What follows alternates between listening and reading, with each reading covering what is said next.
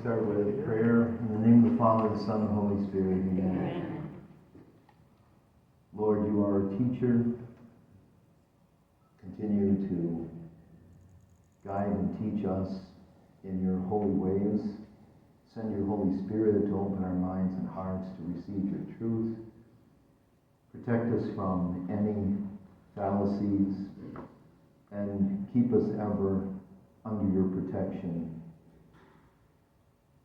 as we seek to serve you in the gospel of life. We ask this through Christ our Lord. Amen. Okay, the topic for tonight is, you all know, end-of-life planning and Christian moral decision-making around that whole thing. Since the early 1980s, we know that there was a push, strong push, that hospitals had to offer the opportunity for all patients to make use of an advance directive, living wills, patient care advocacy documents, and things like that. And myself being involved for 30 years in the VA system, the Iron Mountain Hospital for 7 years, and then here in Battle Creek for 23 years. I was involved in a lot of that. It was not my duty to actually sit down with people and work through their documents, but I would have various peoples consult me about it. Over the years, being with the Archdiocese and military, I attended many convocations, annual convocations, which those things were just excellent. The training that we got on those, it just can't say enough about it. And we had excellent teachers. And I remember one of them, when we had the convocation in Chicago that year, and Archbishop Francis George was still alive, in the Cardinal there in Chicago, and he had the speaker was his designated archdiocesan ethicist, and he said to us, gentlemen, he said, we're entering into a time where it's going to be tough sailing. And one of the things he said is, be ready to take your Prilosec, to attend to the things. Well, I skipped the Prilosec for tonight. I didn't think with this group I had to do that, so I'll just take cough drop instead.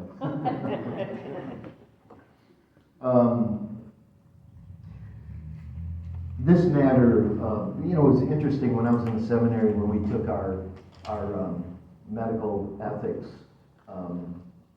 classes. It was like 2 quarters of it that we had to take. And I remember the professor that we had, the priest professor we had at the time, said, most of the stuff you're going to talk about in here, you'll never use in the priesthood.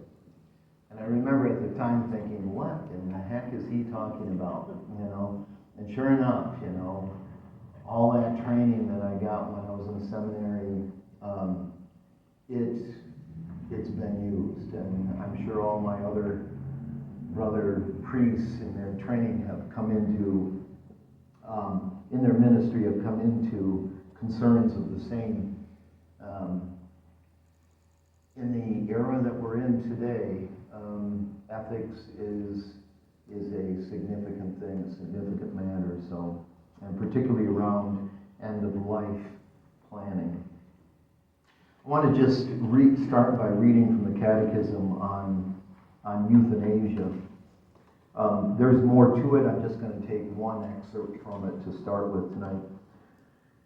Paragraph 2276 says, those whose lives are diminished or weakened deserve special respect. Sick or handicapped persons should be helped to lead lives as normal as possible.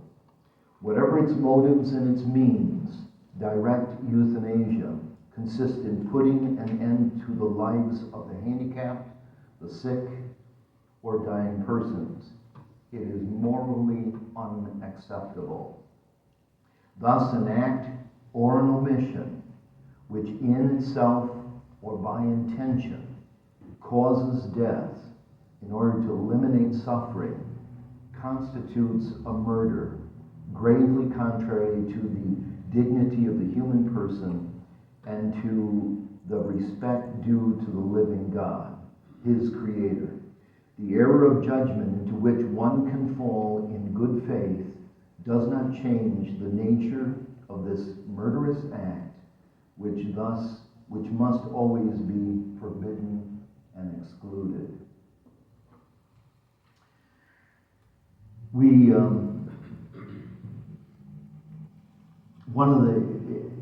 To go a little further, one of the things we can just say as a basic principle is that in every case, the church supports human life. The default is human life. When there is conflict and question, when there is dilemma and unclear decision-making, the church calls us to default on the side of life, rather than presuming that our actions may be moral in either by omitting or directly intending death. The problem, there's a number of different problems, but I'm going to start with the whole thing of just saying that what I'm working with here is my own training in medical ethical principles in Catholic training. I've over the years tried to integrate new research and findings along the way, and of course my own personal experience being on ethics committees in the hospitals and also on treatment teams in planning the care of patients and with families directly involved in palliative care, being at the bedside of dying persons. So I want to start, well, I'll say this. Here are some of the problems, and this is not an exhaustive list, of course, but some of the problems are, what does it mean to use advanced directives? And especially, and we're going to look at that whole thing. I gave a series of handouts from the National Catholic Bioethics Center, and there's a number of other ones that are available on the site that I referred to down there at the bottom of the page on the outline where it says Making Sense of Bioethics Resources. That page has a whole lot more of these in other areas of Catholic ethics other than end of life. I tried to get all of the stuff that had to do with end of life that I thought was pertinent for today. Advanced directives can be problematic. And we'll get into that, and I'll refer to that on some of those sheets that I handed out to you. Another one is medical protocol and standards of care can get in the way of good and appropriate ethical determination of treatment. Another one is the clear use of ethical medical terminology without bias, because bias enters in sometimes in most subtle ways and drives decision making and one's perception of reality that we're dealing with. So those are some of the problems that we're going to be looking at. So the first thing I want to deal with is some of the terminology, clarifying what some of the terms that are used in Catholic ethics and in general clinical ethics. The VA system has its own approach to clinical ethics that are standard throughout the entire multiple number of hospitals nationwide. And so they have policies that are expected to be followed throughout the entire system, which may differ and do differ from our Catholic expectations of what care should be. One of the areas that can be confusing is the term of ordinary treatment versus extraordinary treatment. From a Catholic perspective, you'll hear that ordinary treatment is obligatory treatment for the care of suffering persons. Extraordinary treatment is considered optional. Okay? Now the question is, what do we mean when we say ordinary or extraordinary? There's a difference between medically ordinary and extraordinary and ethically ordinary and extraordinary. When we're talking about medically ordinary or extraordinary, it's usually looking at treatment from the standpoint of what is the science saying and what are the costs involved, the medical costs involved. Now, that may not be exhaustive, but it's looking at it from what would be considered ordinary from a medical, scientific, economic perspective. When we're talking about it from the ethical side, now we're talking about what is the duty to serve this particular individual who is suffering. And usually the terminology we use is burden versus benefit. Now, when we're making those kind of determinations, healthcare determinations, and we're looking at burden versus benefit, sometimes the confusion gets in there as to how do you apply this. What Catholic teaching would say is the burden versus the benefit is with regard to the specific treatment to this specific person. It is not saying, it never says that the burden or benefit has to do with the person's life. When people do what are called quality of life determinations, they're looking at, is this person's life going to be a quality life? Is it going to be a burdensome life? Is it going to be a beneficial life? And then applying the treatment to that from that perspective. That is not the way we approach it from a Catholic perspective. The person itself, the gift of life, is always presumed. Always presumed. And that we have no, as we looked in that definition of euthanasia, we have no right to terminate life or to neglect life. Okay? So we have a duty to approach it from the standpoint of maintaining life. Now, so then we look at each individual treatment, whether or not that treatment will benefit or be burdensome to that patient. So when something is extraordinary or ordinary, is this going to be, if it's ordinary, it would be beneficial to the patient to do that treatment. If it's something that is a heavy burden on the patient, now we're in the extraordinary, and it's the option of the patient's advocates to make that decision whether they want to go ahead with that. Experimental treatments, highly risked treatments would be probably in that category, but not necessarily always. Okay?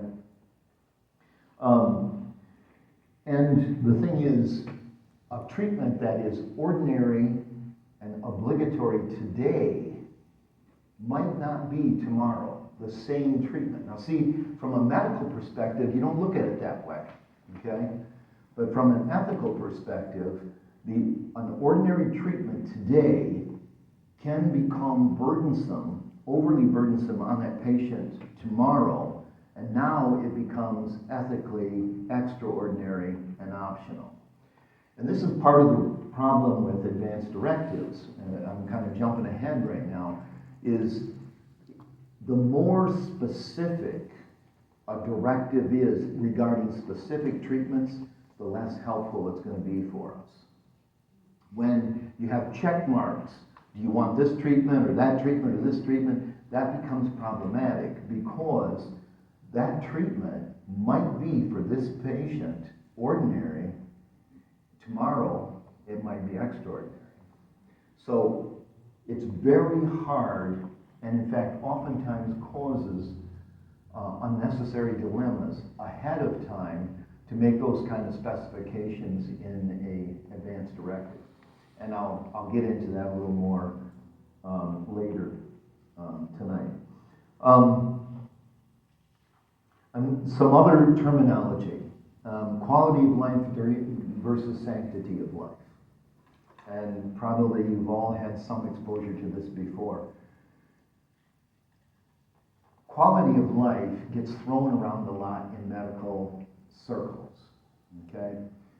It can be a dangerous term because of the kind of bias that gets connected to it. The Catholic Church recommends us to use language that talks about the sanctity of life. The sanctity of life, the inviolability of life, that we have no right to either generate life nor take life, okay? God is the author and the finisher of life. We are not to interfere with that. That's our approach, that's our stance on that whole thing.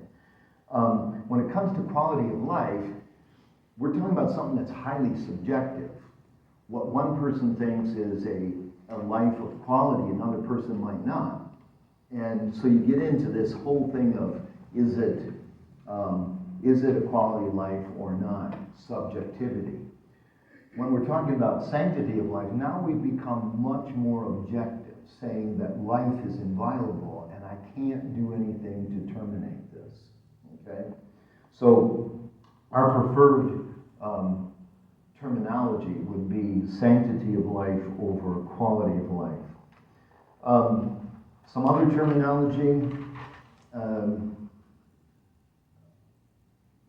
persistent vegetative state. Okay? That's not a preferred kind of, it's used broadly and widely in the medical community, but from a Catholic standpoint, it's not good terminology. Because again, it has a hidden kind of bias in there. Persistent vegetative state. We do not see life of a human being ever as vegetative. Okay? That kind of terminology doesn't add up with who we are. And so it brings in this kind of negative bias that when a human being is not able to relate in a functional way, now we're calling them a vegetable. And so that again would be a highly biased statement that we would not prefer to use. Okay? Another is artificial nutrition and hydration. Artificial nutrition and hydration. I was a stickler about this when I worked in the hospital, correcting people's language on this. The word artificial is not appropriate. The nutrition people receive is not artificial. The water, the hydration they receive is not artificial. But it introduces, again, a hidden negativity to the procedures that people might benefit from by saying it's artificial, when the church is always saying, you know, what's important is protecting natural death. Okay, so now you set up this dilemma, false dilemma about artificial nutrition and hydration as opposed to natural. It doesn't really, it's not appropriate. So the appropriate terminology that we would use would be medically assisted nutrition and hydration, or medically delivered hydration and nutrition, not artificial. Okay, again, we have to be careful about the kind of terminology, how it drives or influences treatment decisions. I want to move on now to the 5 requirements of care for dying persons. Let's say now we are pretty certain that a person is in terminal last stages of life. What is it that we would say are the obligatory care that has to be given? Okay? Number 1 is comfort. Comfort care. Okay? And in part with this would be pain management as a part of that. Okay? Warmth. Okay? We're not leaving them exposed to elements or anything like that that's going to hasten death. That would be part of that. Secondly is cleanliness, hygienic care. That's due to all dying persons. Thirdly, nutrition. And fourthly, hydration. And fifthly, spiritual care. Those are the 5 that you would see identified in the document Ethical and Religious Directives for Catholic Healthcare Systems. Those would be the 5 directives that are part of caring for dying patients, no matter what other condition they are in. If they're not on ventilators, if they're not on, any other kind of treatment care, these are 5 essentials that need to be given right up to the moment of death. Okay, unless there is something that's prohibitive, seriously prohibitive there. Okay, and I'll explain some of that when we get into the hydration and nutrition matter. So just keep that in mind. The next thing I just want to kind of get on is the issue of advanced directives. There's one of the sheets in the packet that I gave you. By the way, we put together the packet, and then I came across one more of the sheets that I wanted to add to it. So that's why there's one that's separate from the other packet. But there, if we would have caught it a little earlier, Kateri's always ahead of me, so she put that together before I was. I thought I was done too, but anyway, there's at least 2 in there that have references to advanced directives. One is, I think, should I do a living will? I think that's one of them, isn't it? Okay. And there was one reference I wanted to pull out of there.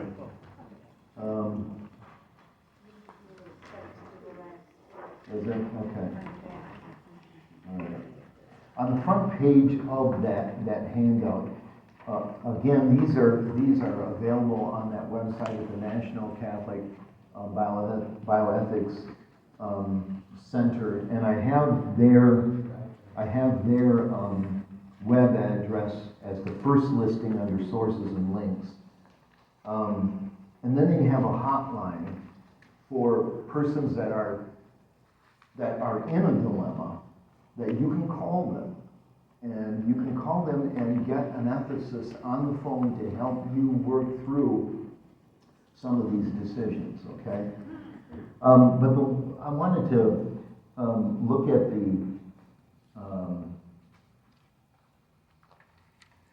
as an example, one of the things, as I mentioned a little earlier, well, we've seen, there's not like definitive Catholic teaching on this in terms of whether to fill out an advanced directive or not. Okay, but we apply principles to it from our moral tradition, and again, because some living wills specify specific treatments, we don't encourage that, because it can set up a dilemma in your choices because of changing medical care in the dying process of a patient, or in the progressive decline of their health. By the way, one of the things that we saw for 3 years here in Battle Creek, I was the primary chaplain for the hospice. I worked with usually 5 other chaplains on staff, okay? And we kind of rotated our assignments. But for 3 years, I did the palliative care. And during those 3 years, I think that we had over 60-some patients that came through our palliative care. And out of those, 4 of them actually ended up discharging and going home. They got better. You know, here they were, the criteria was that they were supposed to have a diagnosis that was expected to be terminal within 6 months to be admitted. And by the way, in the VA system, any veteran, regardless of their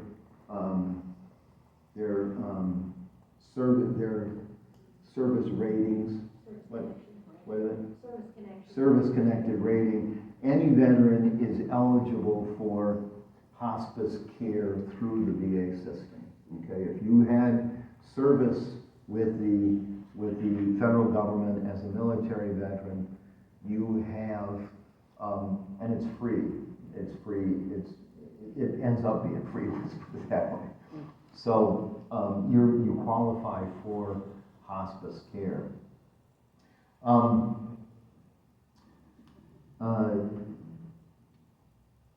So we had some that actually got better, went home, continued on with their life. They improved while they were there. We used to call it the palliative care miracle when it would happen. So there's some believers. Okay, well anyway, with advanced directives, there's usually, our basic advice is that the durable power of attorney for healthcare is the better way to go. What a durable power of attorney does, DPOA, what it does is you designate a trusted person to be your advocate if you are no longer able to make your own treatment decisions, okay? And nothing is done in advance in terms of specific treatments on there. So the healthcare professionals then have to go through that patient advocate to make those decisions for the patient, okay? That's the better way to go. That is more in line with our Catholic tradition than doing the advanced directives that end up becoming living wills. And so you see on that page, should I have a living will, I just would refer you to the front page there where it goes into permanent and severe brain damage and are not expected to recover. That paragraph, if you read there, that gives you an example of the kind of check mark approach. Now, this other one on proxies and pulse. Pulse is a type of advanced directive that is used and it's standard in the VA system. In the system I was in, most of the advanced directives were done by social workers who did the assessment with the patients and filled out the advanced directives. My bishop, Bishop Higgins at the time, warned us about pulse. You know, he said they're much more, they're even more refined and specific about things, and the language becomes so universal that one of the things you've got to be careful about is when they lump everything into life-sustaining treatment. When they use that kind of terminology, do you want life-sustaining treatment or not if you become incapacitated?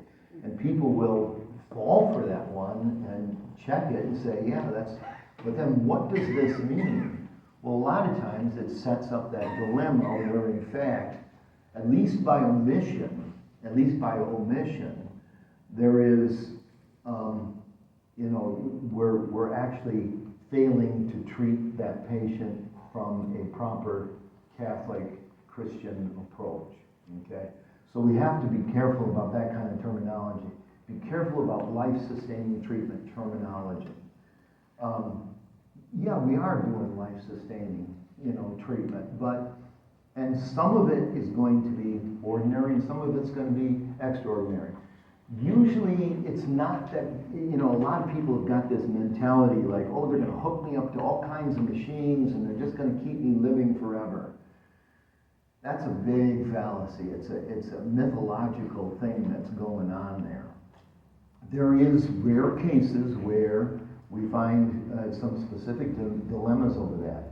But for instance, if you're on a ventilator, and if you go by the Catholic definition of what death is, they cannot keep you alive on a ventilator for very long because your body is going to break down, it's going to rot right in front of everybody in a very short period of time, okay? So that mythical concept that we can just keep a body alive forever, it isn't true. If the brain function is gone completely, that body is going to decay. It's loss of life, okay? Which is going to get us into that whole question of brain death. I've got several handouts that refer to brain death. I encourage you to read these things because they're really, really good explanations. Father Tad, who's the current director of the National Catholic Bioethics Center, is really, this guy really is right on top of things. I mean, he knows what's coming down the track way ahead of time. In fact, the documentation that's on, if you're interested in these things, you cannot beat becoming a supporting member of the Bioethics Center because the stuff you're going to get is going to be decades ahead of actual practice. They're that well trained there. They know what's coming, and they're getting you educated on that kind of stuff. When it comes to brain death, the Catholic Church, John Paul II's teaching on this whole thing, who did extensive teaching on this whole area of end of life and euthanasia stuff, tells us that brain death is an authentic way of determining deaths. It's acceptable in the Catholic Church. But the thing is, and with the United States, in the United States, the document that came out, well, not document, but the Congressional Act that defined what this was, is in full alignment with Catholic teaching. Let me just get the name of it here. I don't know it off the top of my head. It's the, gosh, I'm getting ahead of myself, so losing my train. What is it? Very good. How did you get that? Yes. Uniform Determination of Death Act, yeah, UDDA. That, if it's followed in the way that it's written, perfectly Catholic. The problem is, and when that was done, is what was it, 1984? 1981. When that was, went into law in the United States, the issue at the time was primarily ventilators, keeping people alive on ventilators. And so brain death was accepted as a determination upon which you could say that this person could be taken off of this ventilator, okay? Now, the issue is more organ procurement. That is the more hotbed issue in this whole thing. And there are a number of advocates these days that want to reduce the standards of the UDDA so that there can be earlier determinations of death to then harvest organs and tissue in persons. Problematic. Because the Catholic Church says you've got to be dead. You have to be dead first. And Father Tad P, I don't even try to pronounce that Polish last name.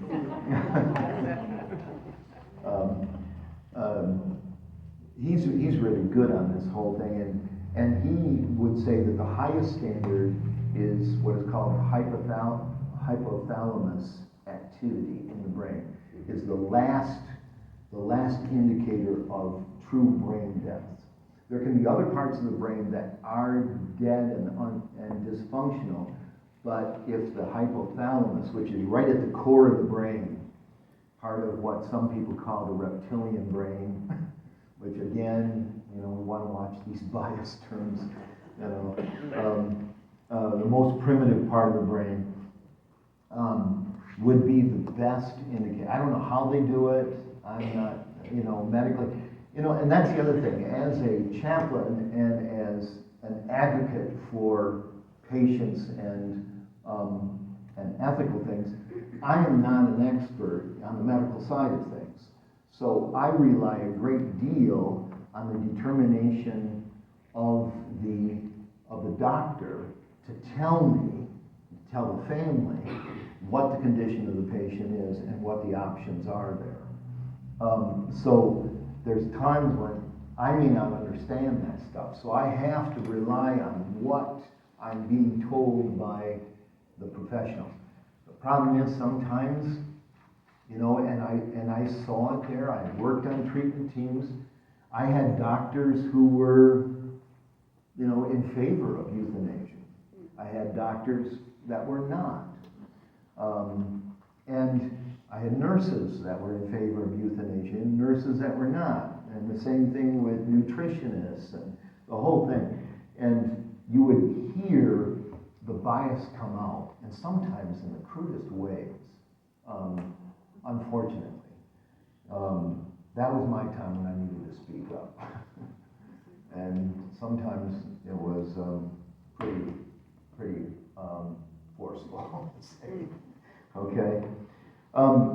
So it's very important that the establishment of the criteria for brain death is followed. The Catholic Church teaches it's okay to continue life on a ventilator, for instance, for the purpose of organ harvesting. To keep the body oxygenated, all that kind of circulated, so that those organs can be effectively harvested. And the Church is supportive of organ donation. But we have to be careful, because there's becoming a more aggressive group of people out there that are trying to speed that up, okay, the determination of death. The state of New York, for instance, and the Catholic bishops of New York came out in full voice opposition to it, that they wanted to have law, and it may be law now, I'm not updated on that, which was saying the presumption for consent to be a donor of all dying persons. You could opt out of being a donor, but it was presumed automatically that you were a donor. Now, the Catholic Church teaches that to be an organ donor, you have to be the consenting person. You have to be the one that makes that consenting decision, or your designated advocate that does that. Nobody has the right to harvest anything from your body without your consent. Okay, that's strong in Catholic teaching. But we're seeing legislation these days. I was once a person who had that on my driver's license, that, I'm an organ donor, all that kind of stuff. I took my name off of it. I took my name off it. I still support organ donation, and I'm willing to be an organ donor, but I don't want the state making that decision for me, okay? It can be dangerous doing that. So, I've taken my name off of that, but I do have, directives that if there's death, that, I welcome the use of my organs if they can be helpful to another person. Okay? So that's something to just think about too as well.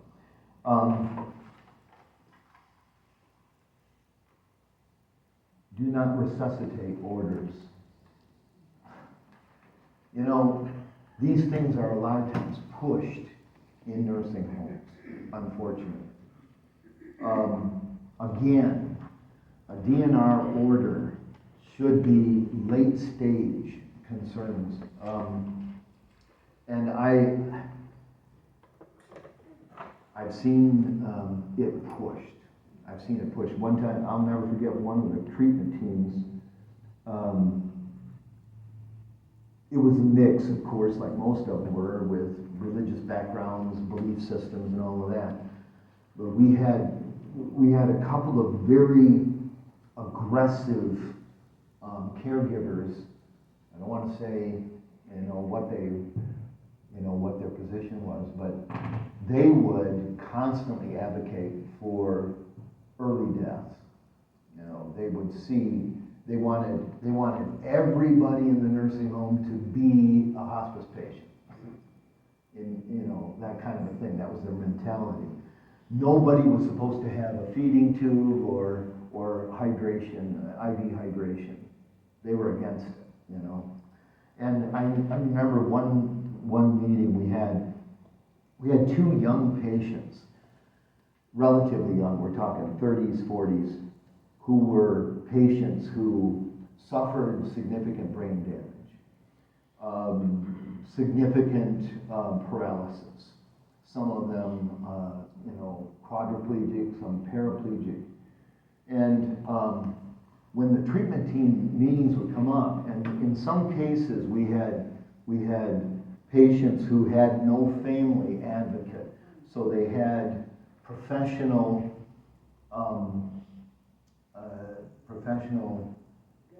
guardians, yes.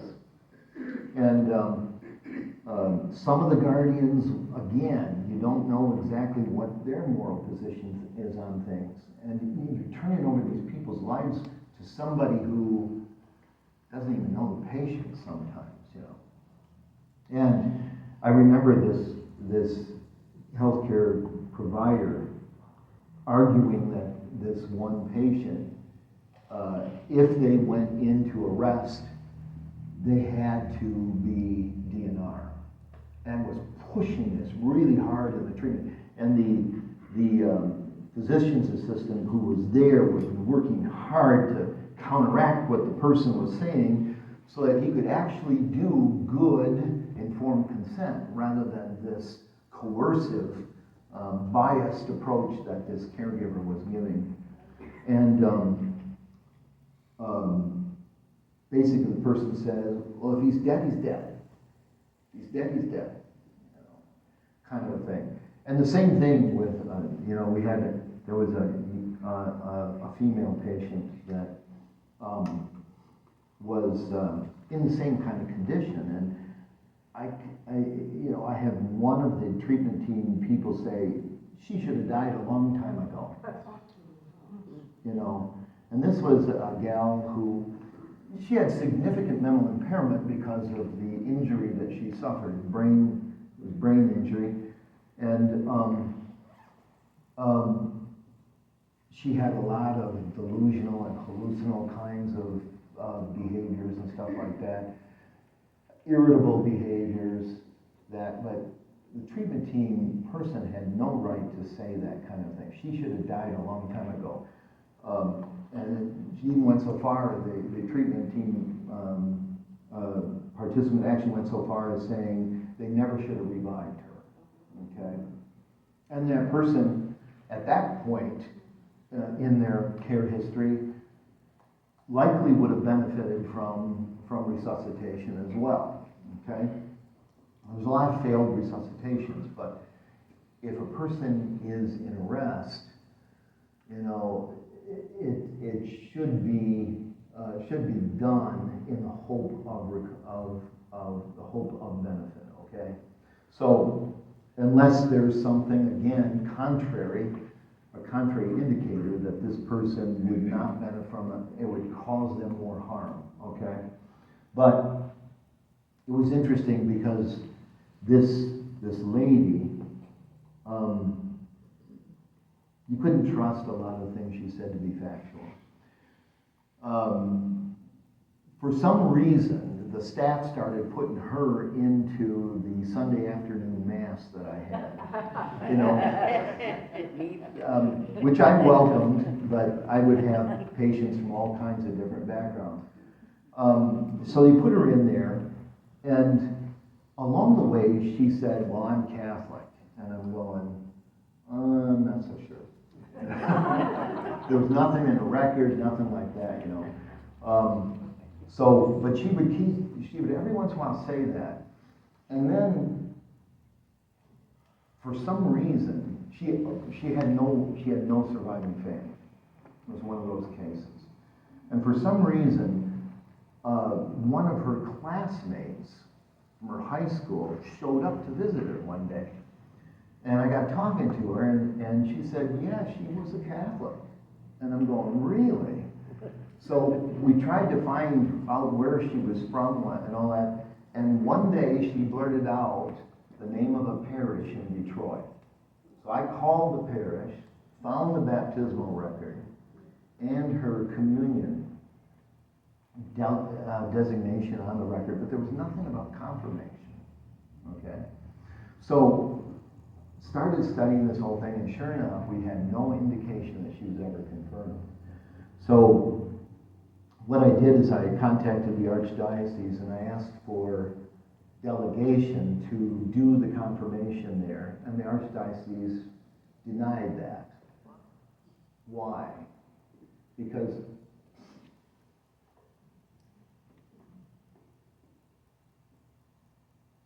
the Archbishop himself wanted to come out and do it.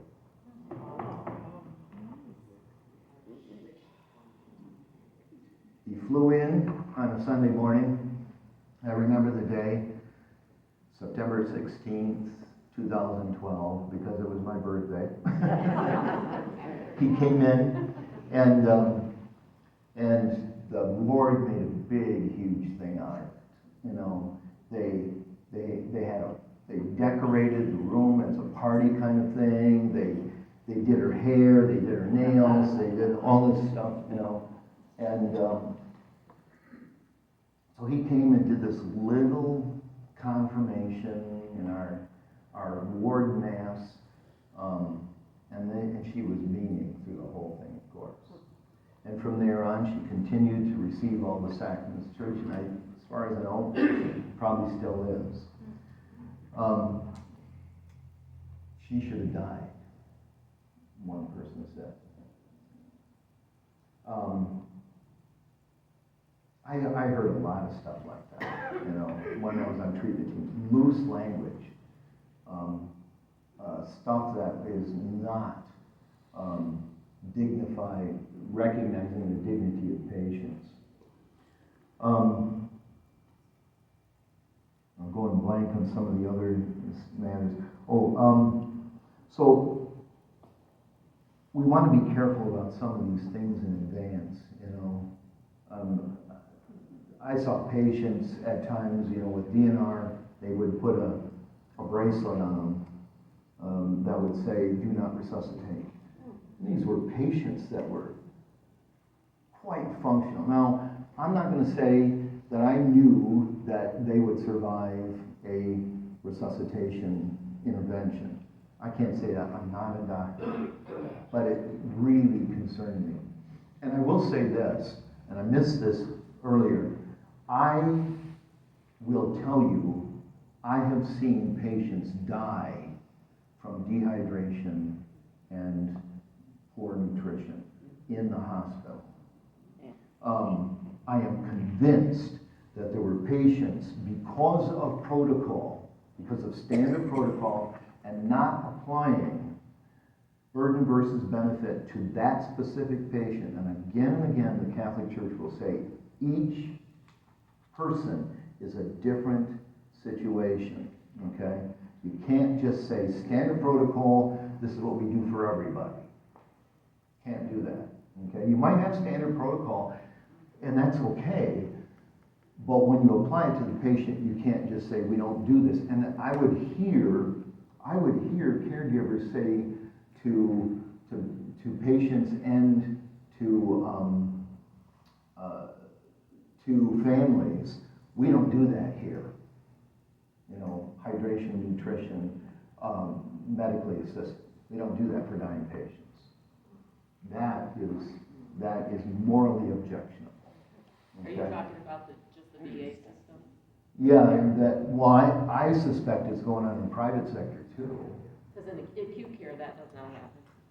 At least, I've been a nurse for Yeah. 50-some years, and I'm telling you, that does not happen. Well, I know it happens in some places. Well, it may, but not in my experience Yeah. here Okay, at all. okay. I don't know where you went, where were you serving? I worked in oncology here, Here, where's here? Bronson, Valley Creek. Okay, It wasn't Bronson then, but right. yeah. And things have changed, I guarantee you. I have witnessed personally active euthanasia. Well, At this local I will hospital. just say, as a registered nurse, Okay. that's the exception. Yeah, well, but I'm saying I've seen where exactly what I just said, being told patients and families when they're doing their advanced directive work, we don't do that here. Father, that person who said that should have been fired. Right. I work medical, I never saw that happen. They were saying, never saw that happen in the city. I've seen it happen many times in palliative care. On Powell Law. Yes. It happened there either. Yeah. Yeah, I was taking offense on that, because I worked so many years as a medical there. and Yep. I never saw Well, I've seen it. Okay, I've been a part of it, I've been in those discussions. And in fact, and I could send you to a lot of people you know who would verify what I'm telling you. Yeah, I can't speak to palliative care. I never worked. Okay. So,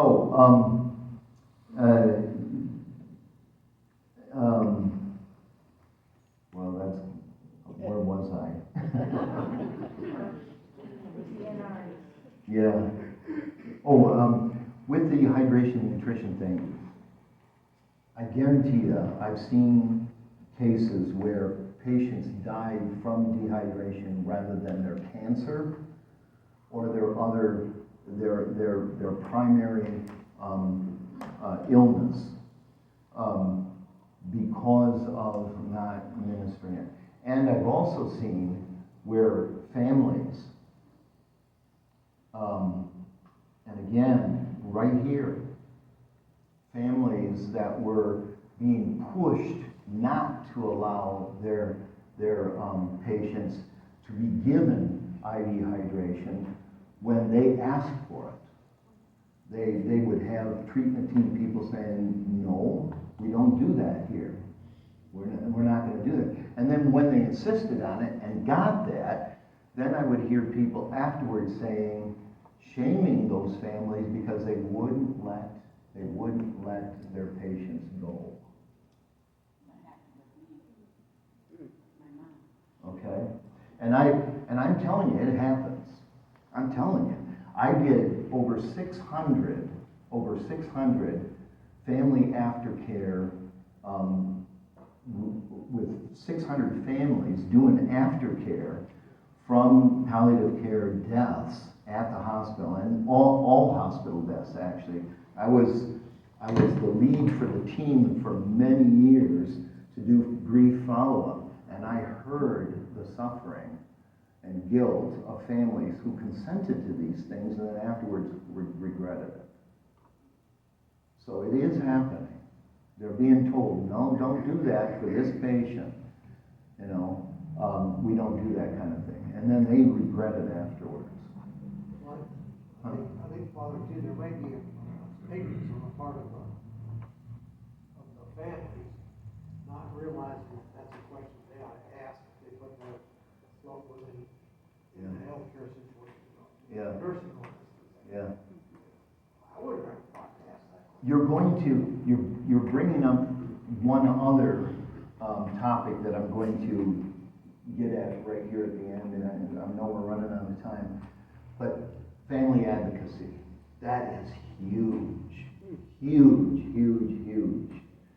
Family involved in the care of their dying and declining patients, being there makes a huge difference in the quality of care they get. It just does. When family is watching what's going on, you know, it's just human for caregivers to do a better job. It just is. You know, the old squeaky wheel kind of thing. Yep. It is true when it comes to patient care. You know, if the family's involved, I've seen it again and again, the patients get better care. It's unfortunate that it's that way, but a lot of the caregivers are overextended. They are not, it's not good ratios of caregivers to patients. So there's a triage that goes on in the mind of those nurses, those speech therapists, whatever, of trying to meet the needs, and they're jumping around putting fires out a lot of times. And if there's a squeaky wheel that's constantly saying, I want my attention done for my patient, it's going to benefit them. So as, you know, visiting your patients in the hospital, your family members that are patients, makes a huge difference. You know.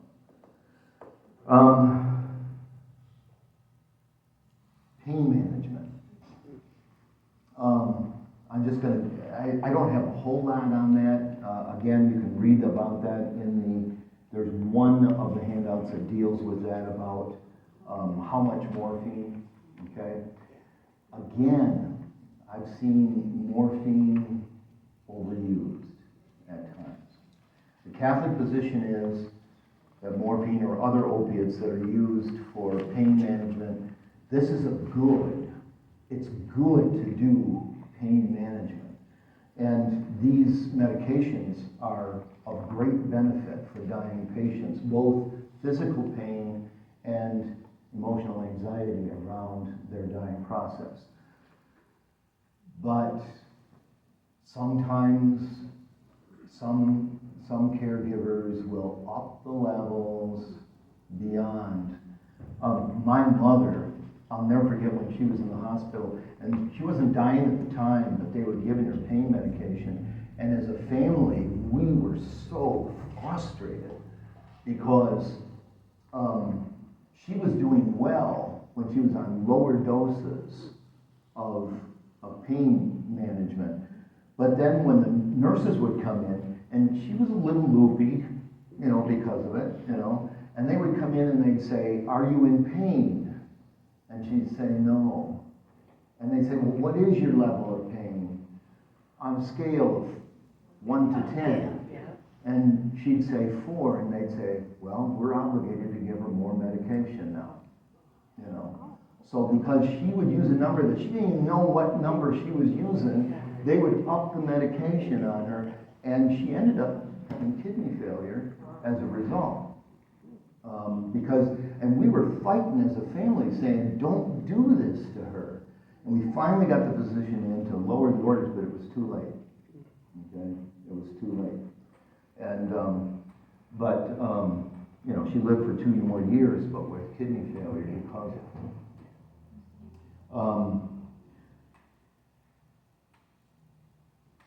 The church teaches that we use the lowest amount of medication to get the job done.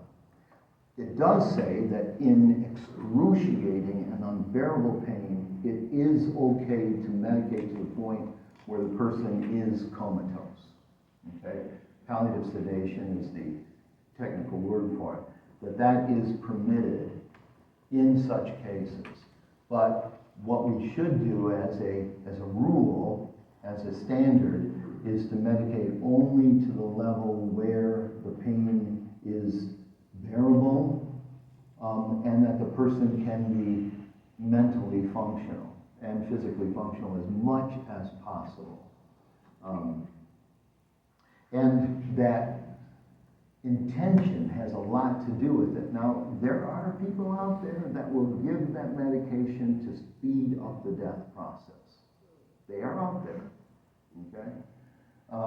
And they will give extra levels of it because if you have more morphine on board, it can cause respiratory failure, for instance, and hasten death. So the church says the intention can never be used to hasten death. It might hasten death as an unintentional byproduct, would you say, or result. But the intention cannot be to hasten death. That is always morally objectionable from a Catholic standpoint. Okay, we're over time. If you want, I don't know where that sheet is with the email addresses. If you want me to send you those links so you can, the one, oh, by the way, I have reviewed a lot of these advanced directives, and especially looking for what I believe is the best one for to encourage Catholics to use. And the one is the last one on there, the Michigan Right to Life DPOA document. It can be hard to find. If you go to the Right to Life Michigan website, you're not going to find it. It's hidden there. I don't know why. But if you type in that address, or if I can send that to you, it's a beautiful document. Even the one from the National Catholic Bioethics Center, there's some vagaries in there that I'm not comfortable with. And the same thing with the one that comes out of the Michigan Catholic Conference as well. This one is just, if you can do a perfect document, I would say, that's where I would say go for it. So that's my encouragement. It's my bias. It's my determination. So, and then, like I said, that Making Sense of Bioethics, there's a whole bunch of these bulletins that are on there from years of monthly publication, and you can download and print those for all kinds, not just end of life, but all kinds of medical, ethical guidance there. So I may take 2 questions and then I'll say we're done. Yeah, I seen your hand up earlier. Yeah, well, going back to the nutrition and hydration, I really struggled with that. Is there a point, and I'm not a medical person, but is there a point where the nutrition and the hydration start to not benefit? Absolutely. And so then it would be appropriate To withdraw it. Yes, exactly. I had. What's that? What's an example of that? One would be patient distress over it. We've had cases where we've had like dementia patients would keep pulling out their so the question then is, do you restrain the patient? Do you use a physical restraint? Do you do a medical restraint so that you can continue to hydrate and feed them? The answer in that case is usually no.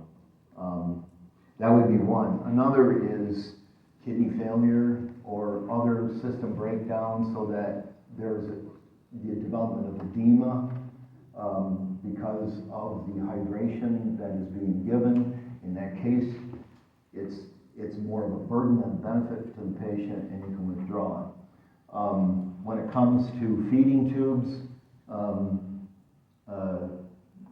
Intestinal blockages are not uncommon to develop in dying persons.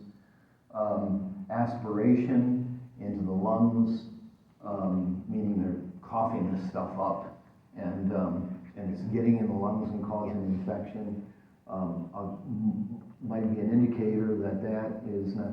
And then oftentimes, the short period of the dying process. If a person is going to be dying in a matter of days or hours, you don't start an IV on them or whatever for that kind of a thing either. So those would be some, there may be some other ones I don't know right off the top of my head, again, from the medical side, but sometimes the nutrition or hydration causes more burden than benefit, and in those cases it would be, and that brings up another question, is a lot of people mistakenly believe that once it's started, you can't withdraw it. And that's not true. When it comes to nutrition, hydration, if it goes from ordinary to extraordinary, now you can withdraw that, okay? So yeah, in those kind of cases, you,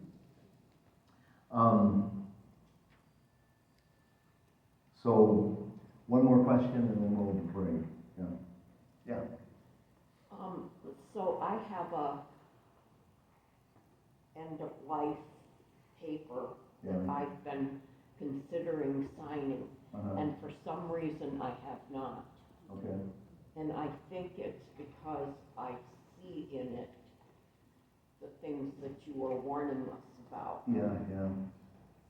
Okay. All right.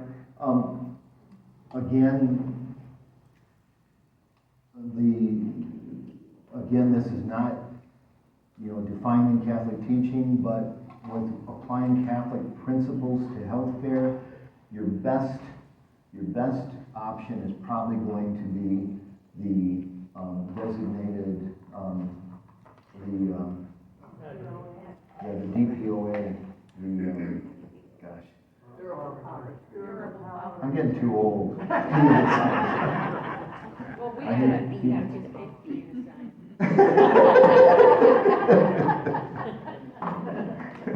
Okay. So, yeah, having an advocate of someone you trust to make good medical decisions for you is the better way to go. Okay. All right. Thank you for coming out, and hopefully it was helpful to you.